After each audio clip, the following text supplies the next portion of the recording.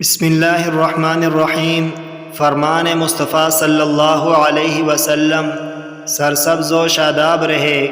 حضرت ابن مسعود رضی اللہ عنہ بیان کرتے ہیں، رسول اللہ صلی اللہ علیہ وسلم نے فرمایا، اللہ اس شخص کے چہرے کو تر و تازہ رکھے جس نے میری حدیث کو سنا، اسے یاد کیا، اس کی حفاظت کی اور پھر اسے آگے بیان کیا۔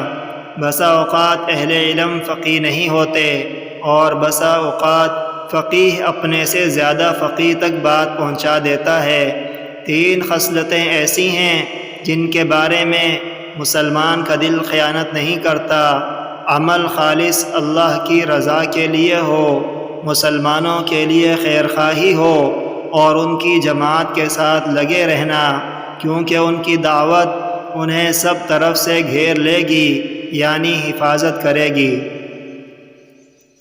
نضر اللہ عبدا سمع مقالتی فحفظها ووعاها وأداها فرب حامل فقه غير فقيه ورب حامل فقه إلى من هو أفقه منه 3 لا يغل عليهن قلب مسلم: إخلاص العمل لله والنصيحة للمسلمين ولزوم جماعتهم فإن دعوتهم تحيط من ورائهم۔